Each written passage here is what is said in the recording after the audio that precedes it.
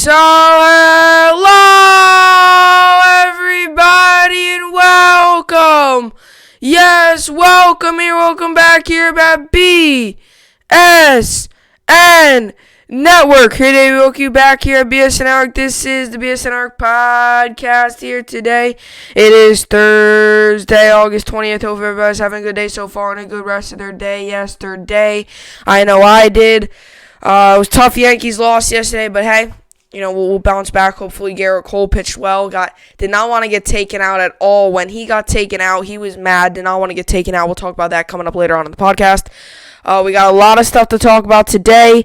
Another good old sports day, which is great. Love talking sports. So we got a lot to talk about in the sports world. I'll tell you what, no problem finding topics. No problem finding topics. When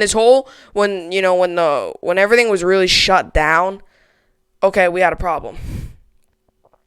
But right now, no problem at all. We're booming. We're doing great. This is nice to get these topics in and stuff like that. But there hasn't been a problem getting any topics. Literally every single day, I know I have Yankees, Mets, Nets, and Islanders. The Mets might be cut short soon. We might not have to talk about the Nets soon. Very well could be in the next two games. Then you have the Islanders, depending on how far they go. But the Yankees and the Mets, we know we have for until the playoffs begin, which I'm assuming if it would be one of the two teams, the Mets would be the one that would be out of the playoffs. But the Yankees did lose yesterday. Frustrating loss. Hey, we didn't hit. That's the plain old thing. We didn't hit. Pitching pitched well. We just didn't hit. When you score 2 runs, it's going to be tough to win a game. They even scored 4, and that's not even your guaranteed win. With how many of the balls are flying out this year, 4-2 is a low-scoring game. We struggled hitting. Pitching was fine. Everything we did on defense was fine. At the end of the day, it was just the hitting. We got to get better. But anyway, these are the topics we got today. The NFL game day policies. So the NFL game day policies came out. It's pretty much all the protocols you have to take. And I'm going to tell you this because there are some, and the players, you don't know, there's some players that are crazy. The players have to go through crazy policies, protocols, I should call it. It should be protocols. It makes more sense. So protocols, whatever. But then we have the Jets and the Giants. We're going to talk a little bit about that, always related back to New York sports. Then we have Alex Smith, pads, and the Redskins. Alex Smith is back in pads. He's back and throwing full-time, back in pads, doing plays and stuff. Has not taken a hit yet. That is what he said is the final thing for him to get back is taking a hit. He said taking a hit is still stuck in his head. He says he got to take a hit before he can even go back out there on the field. Then we have the Yankees, Mets, Nets, and Islanders, like always, the cap off the podcast. Yankees won. Nets took a tough loss. Islanders played at Mets. Yankees took a hard loss. Or the Nets took a tough loss. We were winning that whole game. Going into the fourth quarter, we blew it in the fourth quarter. That's your Nets. Am I right? We blew it in the fourth quarter. We always do that. We always blow it in the fourth quarter. We did it once the other season. We've done it this year already. First game of the season, we should have won that game. We blew it in the fourth quarter in a way. When Kyrie put up 50, we kind of blew it in the fourth quarter. We blew it. We blew that game. Kind of blew our series chances. As a matter of fact, we win that game. That's tied 1-1. You got to be feeling, as a Nets fan, I'm feeling decent. Because then the next game is a big, big game. Now we're down in a 2-0 hole. For us even to have a chance to come back, we're going to have to win. This game was a pretty good must-win. Because now, your hope's kind of gone. They're going to easily probably just take the next 2. But this makes tomorrow's game, Friday's game, a must-win. Without a doubt, a must-win. We lose that game, you're 3-0. Maybe you win one game, but then you lose the next. Right? You're going to lose. Without a doubt, you're going to lose. So anyway, with all that being said, this is the BSN podcast, and let's get right into it. So 2020 NFL Game Day protocols, what to know about travel, who's allowed on the field, and more details. So obviously the virus has changed the football season in a big way. And that big way is the virus has hit, and that is changed the NFL season in a huge way. Changed the NFL season, and will be one of the oddest MLB or NFL seasons, MLB, NBA, NHL, all those restart seasons. These will be one of the oddest NFL seasons you will ever see. Now, they're going to make it as normal as you can. Now, when I'm watching a football game, and I've always said this, when I'm watching a football game, I'm not focused on the game. Or I'm focused on the game, I mean. So when I'm watching a football game, I am focused on the game. Meaning, I'm not really looking around where the crowd is and stuff. I'm mainly focused on the game. I'm not focused on the sideline. Kind of the shot they give you if you're on TV. They give you that camera shot. That shot where, like, it's literally the field. It's literally like that little box where the players are playing. Right? That's what I'm focused on. So, all these sideline protocols, all these, health and safety policies, these protocols, these this, and this, what you got to wear, what to look in the locker room. I'm not really as much worried about that. I just want to know what the play looks like on the field. Because I don't know if there's going to be, like, what is there going to be, like, socially distant huddles? Like, when you huddle up and say the play, like, what is there going to be? Socially distant huddles? Or are we going to see more of, like, and this actually could impact the game, and I was thinking about this, are we going to see socially distant huddles, or are we going to see more no huddle? Are we going to see more no huddle and just signal it out, something like that, right? Not like where you all huddle up, because that's, they want everybody kind of socially distant. You huddling up does not help that. So I wonder if, like, if you huddle up, are they gonna do like socially distant huddles? Because everybody usually has like has their head in there. That I don't know if that's gonna be the case, because now all these protocols, policies, all that stuff could get interesting. So anyway, so the game day protocols have been released now. There's a couple videos I've seen on what the NFL training camp has looked like. I've watched, like I said yesterday, I watched Jets training camp live. Right after I'm done doing a podcast, the live stream comes up on YouTube for Jets training camp live. It's nice, it shows training camp. Literally Jets training camp live. They do it for about an hour. It's from they do it for about an hour. It's in the morning. They do it for about an hour. And I've been watching Jets training camp live. I've even seen some other training camp stuff. What I'm going to tell you is this, I have seen videos on what the training camp has looked like, what it is, like what the protocols, the health and safety policies they have to follow in order to get a season playing. One of them, and I'll tell you what, there's probably many more, but one of them is in the locker rooms, and I knew this was going to happen. We all knew this was going to happen. To be honest, this actually wouldn't be bad to do begin with. This kind of gives you a little bit more privacy. There'd be the big plexiglass barriers in between each locker. So what I mean is like, let's just say this is my locker, like this area. Let's just say my locker. I don't have a locker, but let's just say like where my two hands are, that would be my locker, right? That would be my locker where my two hands are. That is covered by plexiglass. So that side is covered by plexiglass. You have two plexiglass barriers in between each locker. So that's supposed to stop the virus spreading, right? Because if you see even at stores, and sometimes you'll see the plexiglass in front of the person doing the checkout and stuff like that. So that's pretty much one of the health and safety protocols they're taking is the plexiglass thing, and that also kind of removes the need for having locker room interactions. Because who's gonna want to stand with the plexiglass there? You don't have much room. It's kind of like in and out, right? NFL locker rooms are moving into moving areas. They're not anymore where you can hang out, chatter after the game, put all your hands in, be celebrating in there. It's not that. That's not locker room anymore. That is now a place where you go in and you get out. There is no even if you win the World Series. I actually would be interesting. What if the team wins the World Series? Are they gonna do this? Are they still gonna do the champagne? They still gonna do the champagne? I wonder. But what I'm trying to say is with the locker rooms is the fact that they're kind of made to move people now. It's kind of like, all right, you get in the locker room, out, in and out, right? Like go in there, get changed, whatever you need, helmet, gear, pants, cleats, whatever you do. Just put all your football gear on and kind of get out. It's not really anywhere we can go in there, chat up a little bit. I'm sure there's people still talking. You could talk to the person next to you. There's plexiglass there. But what I'm saying is it's not anywhere more where like there's partying in there. Oh, we're all in there huddled up as one big team, celebrating a win. There's not really any of that anymore. It is more, all right, I'm in the locker room. get my stuff, get whatever I need for practice or whatever for practice today, get out. As for in a game situation, the locker room's at the stadium, it's get in, get all the stuff I need for my game, get out, right? It's not really anymore, like I've said already 3 times today, huddle up, be happy, celebrate. I'm sure there'll be a little bit celebrating in the locker room, but nothing like it used to be, because that could very well cause a spread, and that could very well cause a shutdown on a team. We've already seen it a couple times in the MLB. Now, I will tell you what. The Cincinnati Reds, and I just want to make this point too. Cincinnati Reds, I'm talking about like teams have had outbreaks in the MLB. The NFL should learn the NFL should learn this. Teams have had breakouts in the NFL and MLB.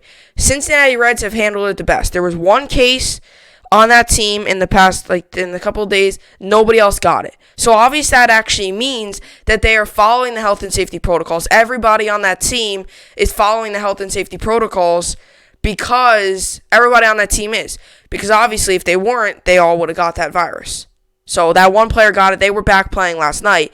And that's something the NFL should learn. Is you have an outbreak, that doesn't necessarily mean you shut the whole league down. There's no need to shut the whole league down if you have an outbreak. Now, here's the one problem with the NFL and having an outbreak and be pausing, and I thought about this the other day, is if you pause, right, you already have a week off. You play your Sunday game, let's just say just take out Monday and Thursday night out of the equation and the occasional 2-week Saturday games. Take that out of the equation. You have a game Sunday, right? You have a game Sunday, let's just say, I don't know, should we give the team a win? You win. You probably will have off that next day. Now, let's just say there was an outbreak on the team you just played. Nobody on your team has it, but they have an outbreak. You just want to make sure that you're safe. So your next week game get canceled. All of a sudden, that leaves you to not be playing within a couple of days. A couple of weeks. Because now all of a sudden, let's just say you're the team with the outbreak. You don't play that next Sunday. You maybe don't even play that next Sunday. That's all of a sudden 2 games you're done. That's 2 weeks off. That could get you cold. All of a sudden, you come back and your team just stinks. That's why I think outbreaks in the NFL will be more hurtful than MLB, because you have days and you have more games to make it up. As in the NFL, you have 16 games. You miss 2 weeks, you're going to have to squeeze those games in somehow, some way. Whether that's putting you on a Thursday night game. That's why I've said this all along. I am glad I'm not the person scheduling all this. Even in the MLB, scheduling all that 60 games, if a team has a breakout, got to do this. I'm glad I have not done all that. I'm glad I do not have to do that. I actually do like making schedules. I do like predicting schedules and looking over schedules of teams. I'm just a sports geek like that. But in a way, I'm glad I don't have to do the schedules. Even a schedule on a regular old season, having to be like, oh, well, this team's traveling here. Because it's all about, what team's record does, what would be like, a good rating game, what would, TV, everything. They have to get that all set up. I'm okay. All I'm going to say is that the NFL is taking every step. There's another thing that they are taking. It is this little, I don't know what to say. It's almost like, a watch, those like Apple Watches, those little things that you put on your wrist. It's almost like that. It's not like that, though. It's like a little, it's like a little square. It's like a little plastic square. And it has a little red dot or red, little blinking light in there. And if you get too close to somebody, it beeps, because that means you're not 6 feet. So that means you break up people to be socially distant.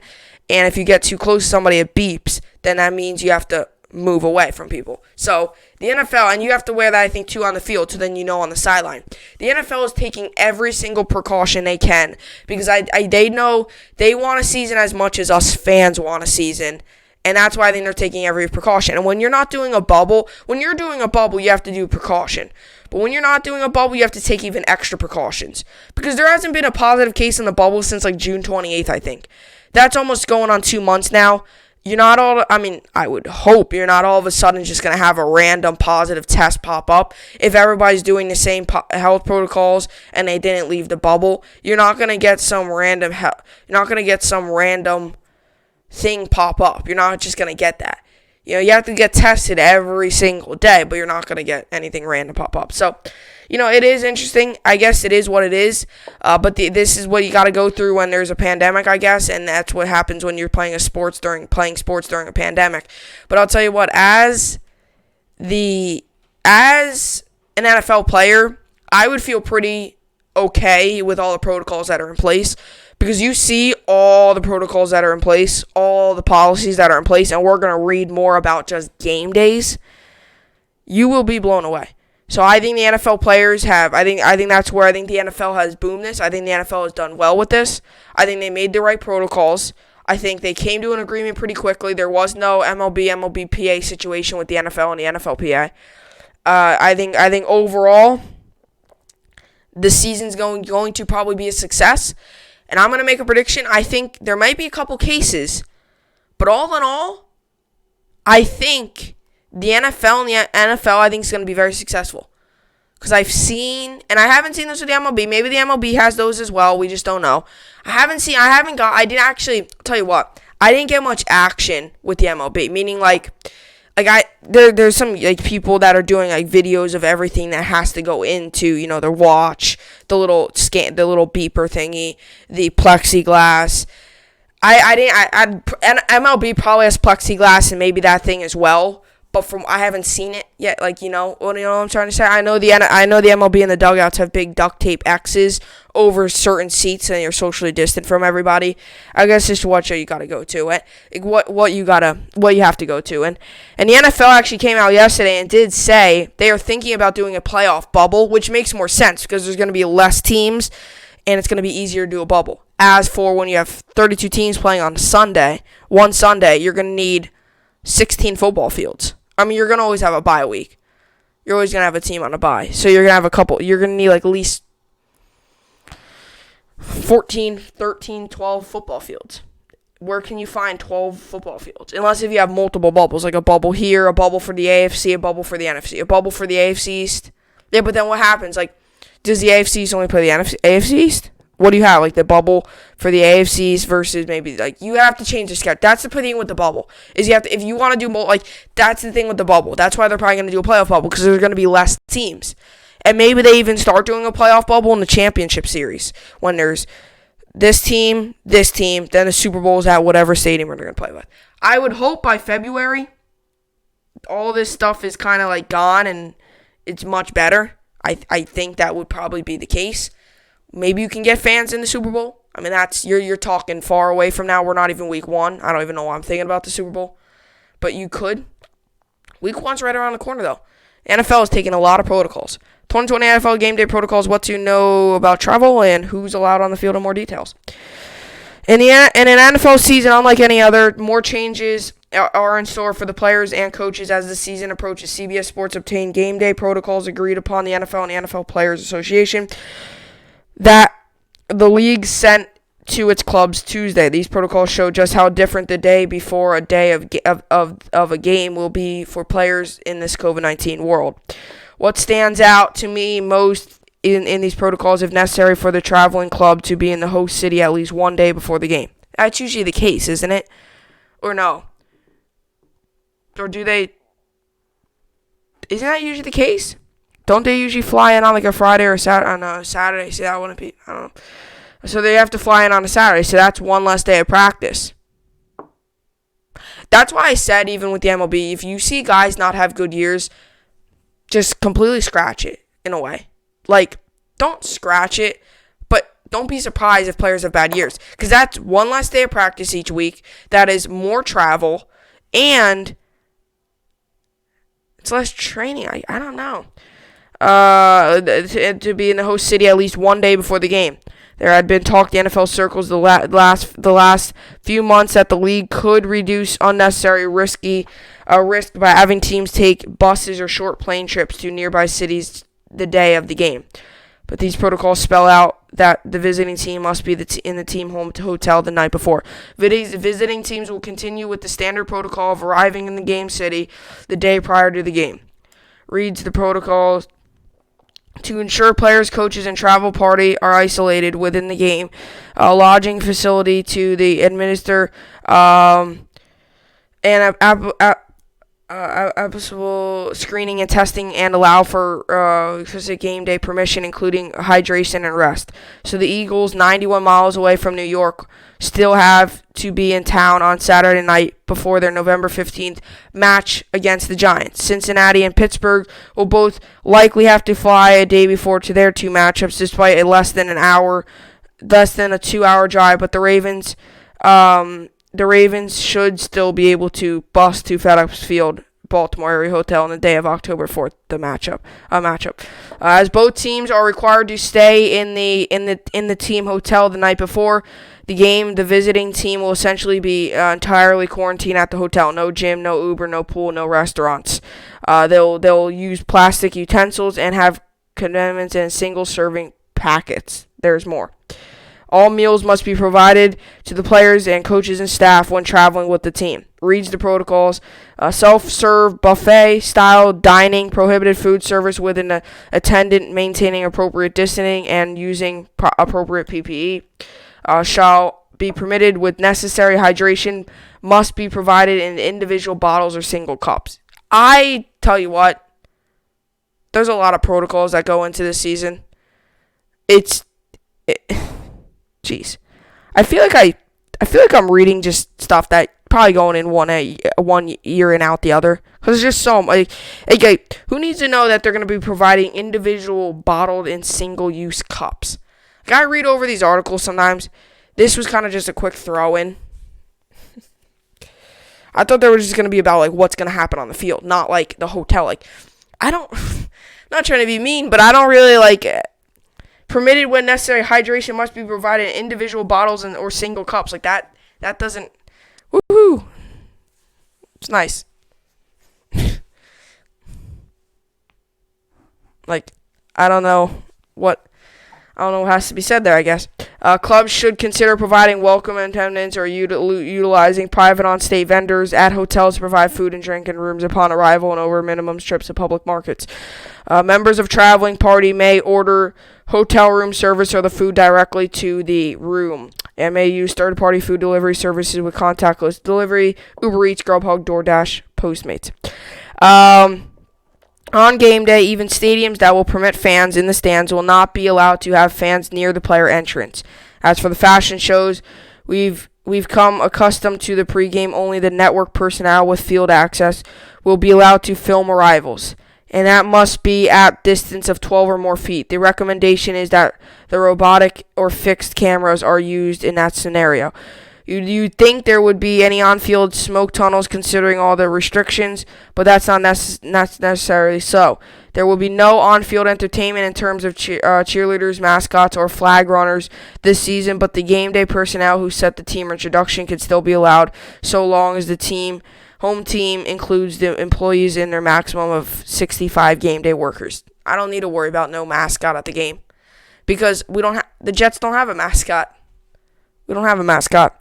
Setups for teams' introductions are presumably provided. The production elements are set when players are not on the field and broken down following team introductions. Read the protocol. Personnel that cue team introductions must be included at a club's game day personnel list.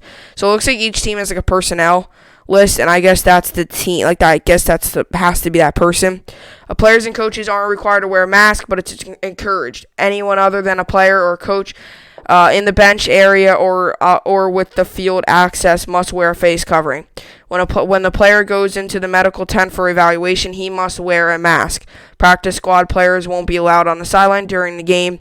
Staffers will be constantly cleaning benches, and the protocol even states that the game balls will be cleaned in accordance with guidelines provided by Wilson. The cameraman's person you're used to seeing run into the end zone after a touchdown, that person can't get any closer than 4 yards from the player. After the game, no media will be allowed into the locker room, which has long been expected. And though this is tolerated, the media looks forward to having its locker room rights restored once this pandemic is behind us. And another big twist, after the game, there would be no fans, family members, or other guests permitted inside the stadium departure area. So, even in the MLB, they've been doing this. I watched the Yankees interviews after the post game. Yankees, all my sports teams. I'll watch the interviews after the post game.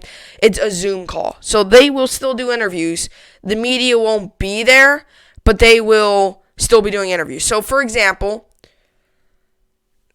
if let's just say I'm doing an interview, my camera would be facing me, a bunch of Zoom people. You unmute your mic when you want to ask a question, they answer the question.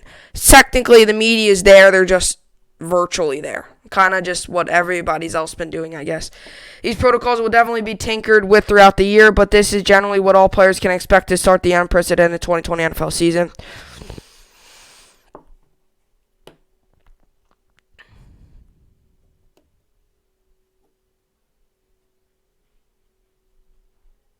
So, tell you what,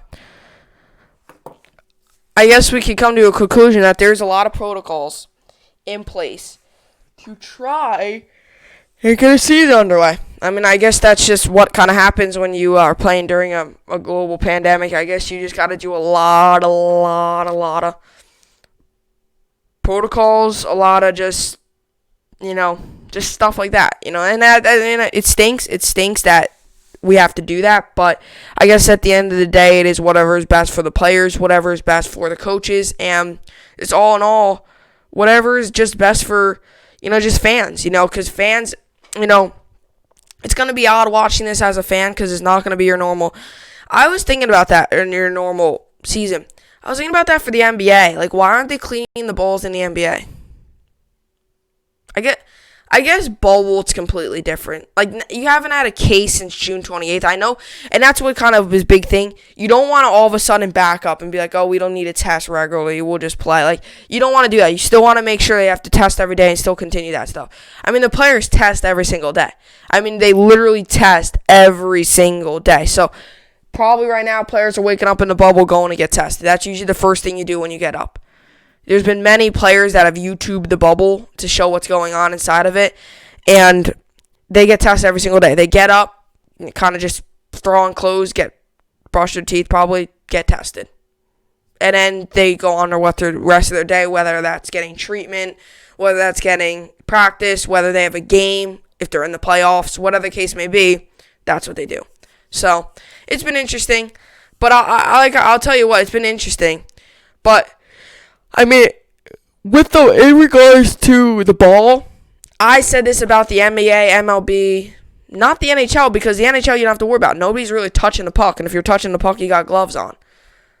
As for the NFL, NBA, MLB, NBA, they're all touching the ball. NFL, all touching the ball. I mean, offenses, defense can touch the ball, deflected passes, just picking it up, giving it to the ref. That's another thing. I wonder, can players now,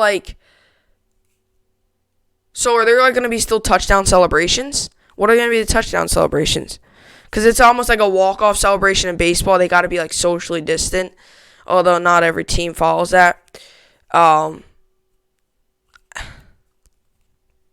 guess this is what happens when there's a virus going on and you've got to play a season. But I guess anything that gets sports in, and there's a lot of protocols in place, a ton. I mean, but there's so many protocols out. You can't drink water, or it has to be bottled. What does it have to be?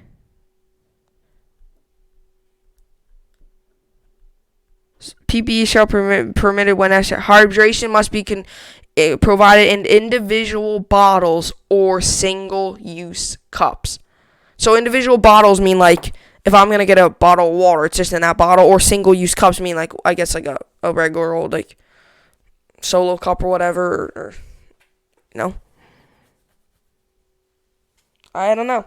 Like I said, I'm as confused as you people are sometimes with I mean, there's so many protocols in place, which as fans, we're gonna sit there on a Sunday and watch the games. We're not gonna really be worried about with all the protocols that are in place. We're gonna sit there on Sundays and watch the game, as all of these players have to go through all these protocols, all this testing to play a season.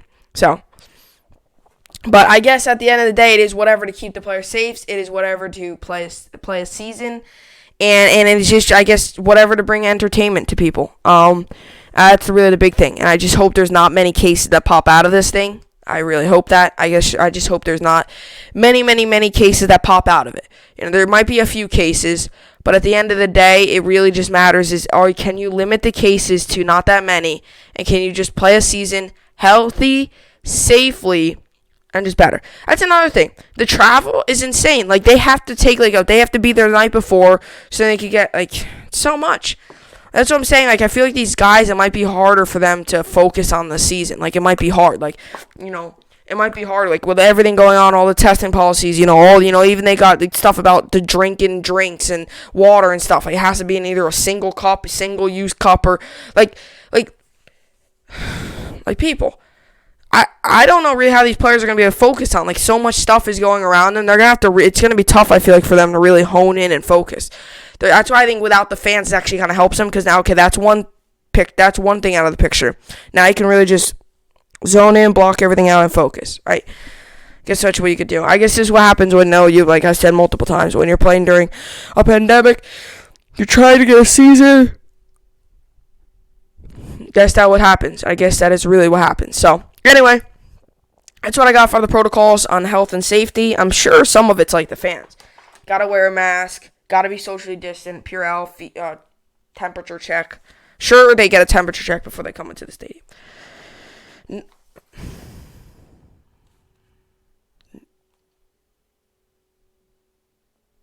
No tailgaters, I think, are allowed either. I think is actually what I've heard from the fans. No tailgaters, I'm not sure. So, now we move on to our next topic. Alex Smith is indeed back in pads. Coming right up next.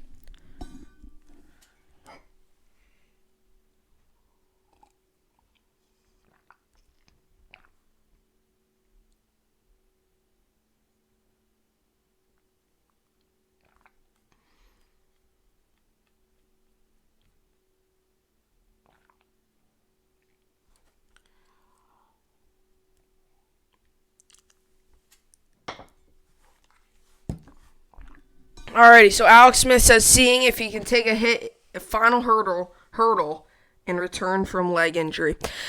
So, Alex Smith is indeed back on the football field. This is great news for the Redskins. This is great news, to be honest, for MLB, or for NFL. If you did not know, Alex Smith, a couple years ago, got a gruesome leg injury. Actually, 2 years ago, went through 17 surgeries, and now is back on a football field.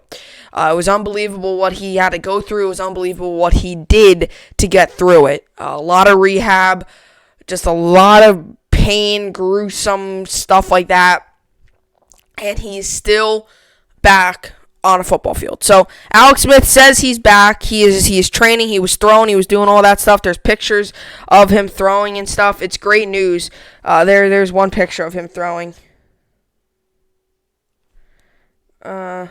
He's taking part in drills. He's doing all that stuff. It's just taking a hit. And I knew that was going to be the one problem. I knew that would be the one problem, is just taking a hit. You knew that would be the one problem, is taking a hit. Because that is what happened. It wasn't like it happened running.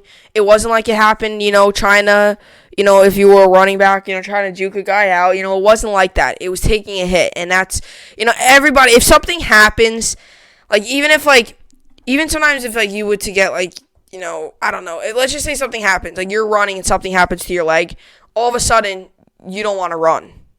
Even if you come back healthy, running to you is because you're in your brain, it just has it that was the last thing you did for running, and now you don't want to do it. Sitting with the hit, he doesn't want to take hit because he's worried. He takes a hit, oh gosh, something else could happen now.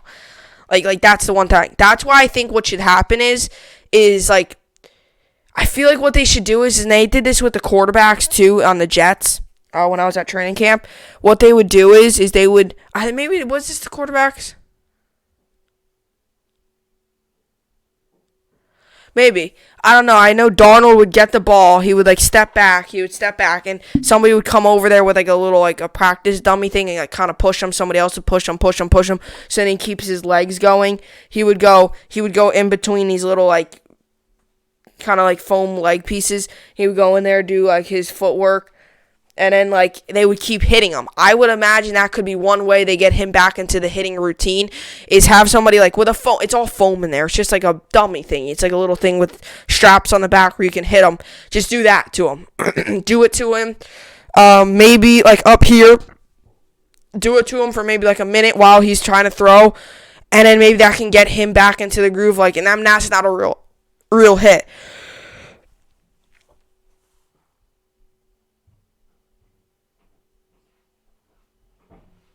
That's not a real hit. Sorry, I had the hiccups, so I wanted to stop them.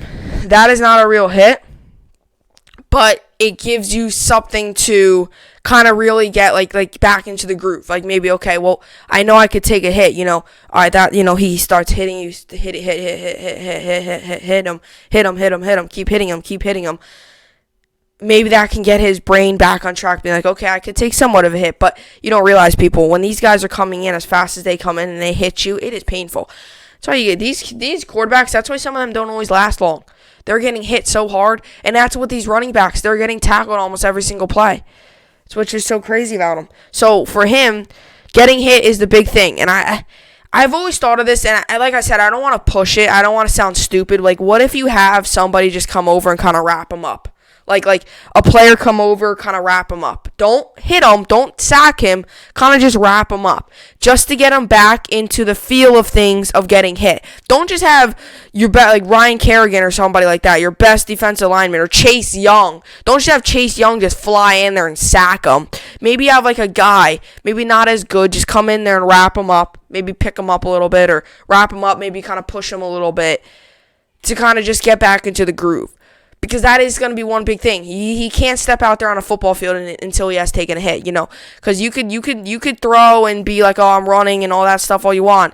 But when you really think about taking a hit, that is where it slows a lot of times these players down. And that is the one problem, is when he's out there on the field, that offense line is not going to be good enough to not have him get sacked at all this season. Although I don't know if he's going to start this season. I actually do think there could be a little bit of competition, being that Dwayne Haskins is struggling, to say the very least. He had a bad season last season, trying to get better this season. But I think that's the big thing, is taking a hit, seeing what happens when you take a hit. Like I said, I don't think you're going to get injured. If he takes a hit, I don't think he's going to get another injury. I would hope not. I don't think he will. Like, that's the thing. I don't think, like, if he gets the ball, if he gets sacked, I don't think it's going to be another bone popping out of skin injury. I don't even think he will get injured. I think he would just get hit. And, like, that one part of his body where, like, that 1 second where, sometimes if you get hit with something, you don't feel it right away.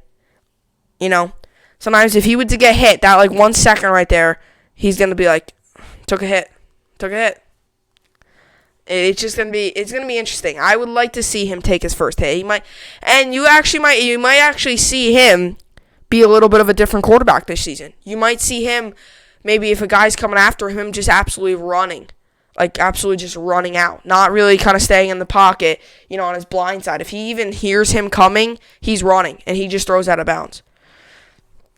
But Alex Smith says, seeing if he can take a hit, final hurdle and return from leg. Ashburn, Virginia, Washington football team, or Redskins, whatever. I call them the Redskins still. Quarterback Alex Smith knows he must conquer one large hurdle in the quest to return from a gruesome leg injury. He needs to get hit. I've thought that more than I can probably say, Smith said. That's been in the back of my head throughout this entire process. I've got to go out here and get hit. I got to know that obviously my leg is strong enough to take it. It's uncertain when Smith will actually be in position to take a hit on his right leg. He broke the tibia and fibula on November 28th versus Houston, leading to 17 surgeries, near death, near amputation, and what many figured was the end of his career. But Washington activated Smith off the physically unable to perform list Sunday, putting him one step closer to an improbable comeback. There are more steps he must take. He practiced in 7-on-7 work the past 2 days. Today was the best I've felt out there, Smith said. Coach Ron Rivera said Wednesday there is no timetable for when Smith will graduate to facing 9 defenders in a drill and ultimately full team work. Washington wants to see how he handles the full team pass rush situation, how quickly he can respond when needing to avoid trouble. For Smith, it goes one step further with trusting what happens. If he gets hit with no preseason games, he might need to simulate being tackled in practice just to ease his mind. That's what I said. Without any preseason, without any of that, get hit in practice. Not really, I'm not trying to say like purposely, but kind of purposely. Like, have a guy come in there and just wrap him up. Wrap him up for a first couple of times. I'm not saying throw Chase Young in there and absolutely destroy him. Have a guy come in there and wrap him up. Okay, wrap him up. All right, do it like a couple times. When he kind of gets in there, okay, now you can wrap him up and kind of pick him up a little bit. Wrap him up, pick him up. Then all of a sudden you come over there and you lightly tackle him. Then you get a little gradually harder. Then all of a sudden you're in a game and you're like, okay, I know I could take a hit. I think just to ease his mind, because he can't go out there. You cannot go out there on the football. That is one thing in football and in sports in general. You cannot go out there being scared to get injured or hit. But he said he was determined not to let that fear dictate my decision making. No doubt but for me, it's choosing to move past it.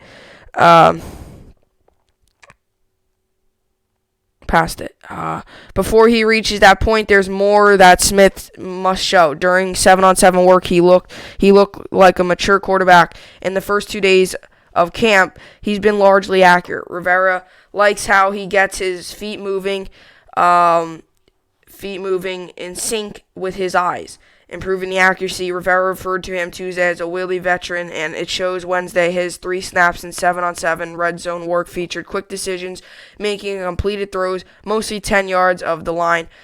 Tuesday, he snapped off one throw over the middle that led to him pumping his fist, the one time he showed emotion.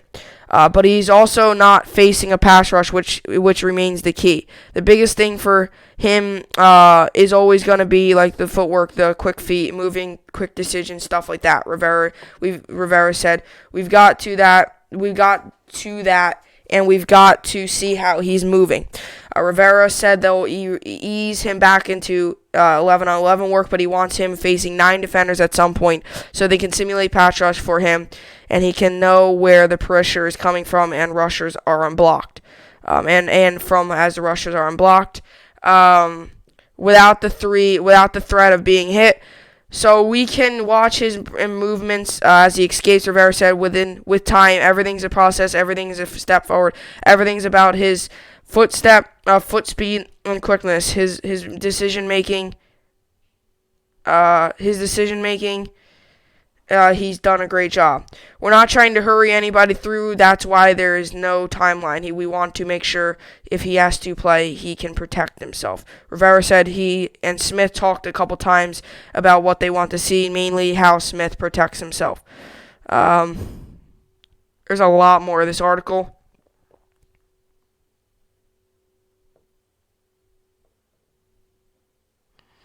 There's a lot more of this article, and it's already 42 minutes into the podcast, so I don't know if I'm going to talk any more about this article. But pretty much to kind of sum it up all, he is back on the field, which is great news. Just the next step is taking a hit. He will be back out there on the field. It's just a matter of taking a hit. I think taking a hit is going to be a hard thing, but I think he'll be able to do it. I mean, he's a professional. And also, he will be back out there on the field. I mean, just because he can't take a hit doesn't mean he won't be able to play. He will be back out there on the field. Just taking a hit will be the next step, will be the big key for him moving on throughout his career. So that's what I got for the podcast. Or not for the podcast, actually. That's what I got for this topic. Now we move on to Yankees, Mets, Nets, and Islanders. So the Yankees took a tough loss yesterday. Not surprised at all, really. To tell you the truth. Yankees took a loss. Cole struggled. He struggled. Yankees played it at 105 Eastern. I give him Paxton's on that. I don't know. So the Yankees played yesterday. They lost 4-2. Yankees had 2 runs, 4 hits, 1 error. Rays had 4 hits, 8 hits. 4 runs, 8 hits, no errors. Yankees had 1 error. I gotta lower those. Aaron Hicks had 1 hit, 1 for 4 with a run scored. He had that triple. Voit went 1 for 2 with a run scored, 2 walks and an RBI. He had the home run. Urshela went 0 for 3 with an RBI. Ford went 0 for 4. Urshela went 1 for 3 with a walk. Sanchez went 0 for 3 with a walk. Tyler Wade went 0 for 0. Gardner went 1 for 3 with a walk. Frazier went 0 for 2. Talkman went 0 for 1. Andujar went 0 for 1. Estrada went 0 for 4. Cole went 6 2/3, 6 hits, 2 earned, 1 walk, 10 strikeouts. Britton went 0 2/3, 2 hits, 1 earned, 1 walk, 1 strikeout. Loizaga 1 2/3, no hits, no earned, no walks, 1 strikeout. So, Cole pitched good. Did not want to come out of that game. Today, Paxton's on the mound, I'm pretty sure. Don't think they'll get this win. I think they'll probably sweep, but we'll see. Mets win 5-3. They moved to 12-14 on the season. Mets move 5 runs, 10 hits, 1 error. Miami Marlins are 3 hits, 7 hits, no errors. Brandon Nimmo went 2 for 5 with a run scored. Conforto went 1 for 4 with 2 runs, 2 RBIs. J.D. Davis went 1 for 4 with a walk. Dom Smith went 2 for 4 with a run scored and an RBI. Billy Hamilton went 0 for 0.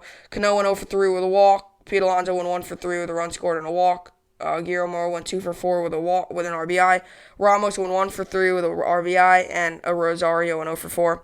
DeGrom pitched 6 innings, 4 hits, no earned, no walks, 7 strikeouts. Familia went 0.13, 1 hit, 1 earned, 1 walk, no strikeouts. Wilson went 0.2/3, no hits, no earned, no walks, 1 strikeout. Batanzas 0.2/3, 2 hits, 2 earns, 1 walk, no strikeout.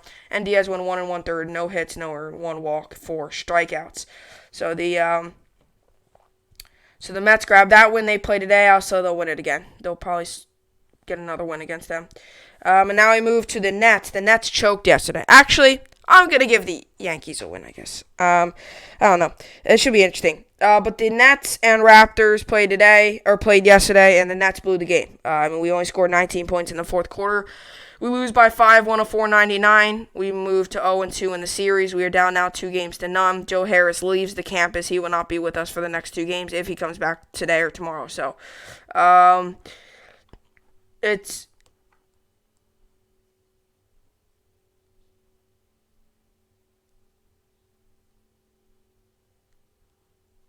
tough, obviously. We should have had this game in many ways. But, we lose. I'll preview that game tomorrow.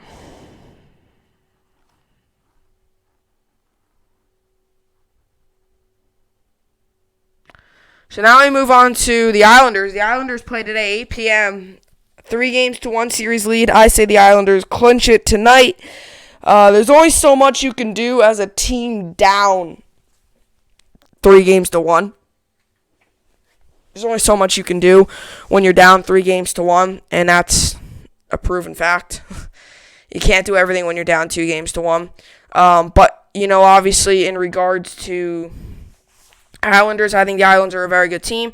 I think they catch the win. And, 8 p.m. tonight, so that should be fun to watch. I will watch that since the Yankees play at 1 o'clock p.m. Eastern Standard Time tonight. The Islanders play at 8 p.m. Eastern Standard Time tonight. The Yankees play at 1:05 Eastern Standard Time.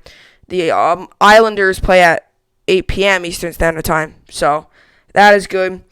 Islanders, that should be fun to watch. Yankees, here's the problem with the Yankees. Okay. Here's the problem with the Yankees.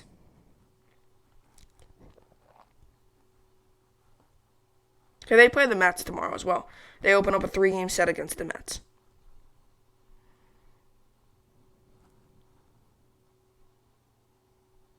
You know what would be a fun matchup?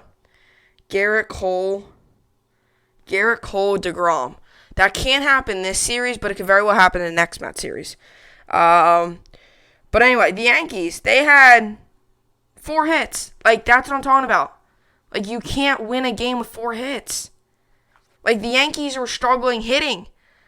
And everybody says, what the pitching struggled yesterday. No, it didn't. Cole pitched well. The Yankees hitting was the problem. And that's kind of the first time this year it's been. I feel like, and everybody says it, I feel like the Yankees just can't get past the Rays. It's always our test. And we could beat the bad teams. We could beat the Red Sox. We could beat the Orioles. No, the Orioles are actually doing pretty good.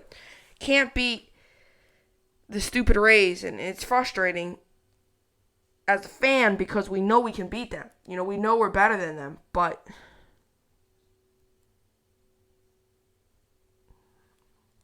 I'll tell you what, I think the Yankees and Rays has kind of turning into a little bit of a rivalry. I think it is. They always say they go back and forth with each other. Like, they always go back and forth with each other before games and after games, and whoever wins the series, they usually go back and forth. I guess it's all friendly, but as a fan, I would love to see us win. Today we try to avoid the sweep, as we already lost the series today. Today we try to avoid the sweep, which stinks, but we if we won yesterday, it would have been nice to be playing for the series today, be playing for the series win today. But that's not the case.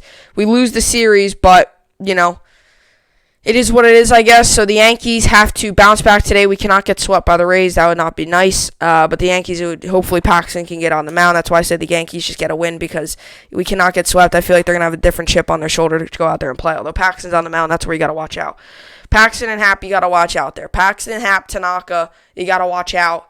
And except in the playoffs. Tanaka's insane in the playoffs. But you can't always talk about the playoffs because you got to make it there first. And then you got Monty and Cole are the most trustworthy on this team. So that's what I got for the podcast today. We got a lot of sports to talk about. We had the NFL game day, Alex Smith, the Yankees, Mets, Nets, and Islanders. So that's what I got for the podcast. Hope you all enjoyed it. And, I'll see you all back here tomorrow, Friday, last podcast of the week. So it should be good. Tomorrow's Friday. Hope you all enjoyed it. I'll see you all back here tomorrow. And hope you enjoyed it. And thanks for watching.